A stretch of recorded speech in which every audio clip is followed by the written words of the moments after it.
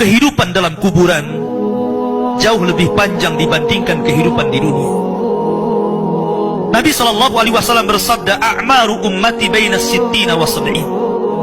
Bahwa usia umatku itu hanya berkisar 60 sampai 70 tahun saja. Sedikit yang lewat 70 tahun. Kalaupun ada usia yang sampai 100 tahun, itu sedikit sekali. Tapi kebanyakan di bawah 70 tahun, umumnya umat Rasul itu sudah meninggal dunia. Tetapi ketika orang masuk ke dalam kuburan, usia dia di kuburan sampai kiamat ditegakkan itu panjang sekali. Anda bisa bayangkan, orang yang meninggal sejak zaman Nabi Adam sampai hari ini kiamat tidak dibangkit-bangkitkan, menunjukkan bahwa kehidupan kuburan jauh lebih panjang dibandingkan kehidupan dunia. Dari sinilah maka wajar seorang mukmin harus takut dengan kehidupan kuburan. Ma'asyiral muslimin yang dimuliakan Allah Azza wa Jalla. Tetapi para ulama mengatakan, apakah orang yang mendapatkan adab kubur itu munqati atau mustamir, terus menerus ataukah terputus? Kata para ulama, adab kubur itu hanya terputus dengan tiupan sangkakala Israfil. Ketika itulah Nabi SAW menceritakan bahwa Allah Subhanahu wa Ta'ala memerintahkan kepada Israfil untuk meniup sangkakala yang pertama. Disinilah adab kubur terputus. Karena ketika itu seluruh orang mati, baik orang yang ada di atas bumi atau yang ada di bawah bumi, baik kalangan jin, baik malaikat, kecuali makhluk-makhluk yang Allah kehendaki saja, semua hancur. Dan Abu Hurairah radhiyallahu anhu menceritakan kehancuran bumi setelah tiupan sangkakala itu adalah 40. Bisa 40 hari, bisa 40 bulan, bisa 40 tahun. Yang jelas Allah hancurkan bumi ini. Allah luapkan lautan ke daratan. Allah jatuhkan bintang. Allah hancurkan gunung sehingga seperti kapas yang dihempas angin. Itulah yang disebut dengan kehancuran alam atau hari kiamat.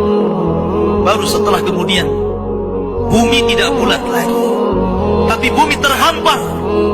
Allah ganti bumi yang kita pijak dengan bumi yang baru. Itulah yang disebut dengan padang mahsyar. Maka disitulah Allah Subhanahu wa Ta'ala memerintahkan Israfil untuk meniup sangkakala kebangkitan.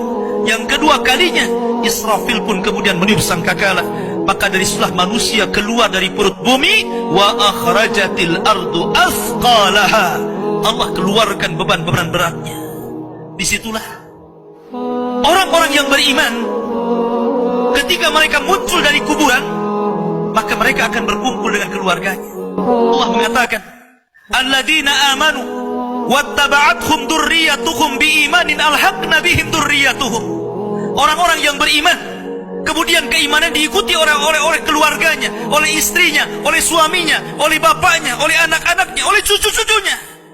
Maka ketika mereka dibangkitkan dari kuburan, mereka langsung berkumpul menjadi satu keluarga. Dan itu sebuah ketenangan. Tapi orang-orang di luar daripada beriman, mereka keluar dari perut bumi seperti dua binatang. Pertama Allah contohkan dengan laron yang berterbangan. Anda bisa melihat laron apabila terbang di atas lampu atau di sekitar lampu. Lihat bagaimana cara terbangnya. Mereka akan saling tubruk dengan kawan-kawannya. Karena pada hari itu anak lari dari orang tuanya, suami lari dari istrinya, orang tua lari dari anaknya. Terkadang mereka bertubruk satu dengan yang lainnya. Yang kedua seperti belalang kal jaradil muntashir. Pertama seperti laron dulu, lari sana lari sini, yang dari barat ke timur, yang dari timur ke barat, yang dari selatan ke utara, yang dari utara ke selatan. Mereka kacau sehingga mereka mengatakan, ya wailana man ba'atsana min marqadina. Celaka, siapa yang membangunkan aku dari tidurku? Tapi orang-orang yang beriman hanya mengatakan, hadza ma wa'adar rahman wa sadaqal mursalin. Inilah janji Allah kepada kalian dan benarlah ucapan para rasul. Baru setelah itu dari padang mahsyar berteriak seorang yang Allah suruh untuk berteriak. Mulailah kemudian mereka teratur. Maka mereka akan berjalan ke satu titik. Disitulah yang disebut dengan padang mahsyar. Mereka akan tinggal selama 50 tahun telanjang, kembali tidak dikhitan, tidak pakai sandal, matahari dekatkan 1 mil, keringat bercucuran, tidak ada makan, tidak ada minum. Mereka berdiri 50 tahun.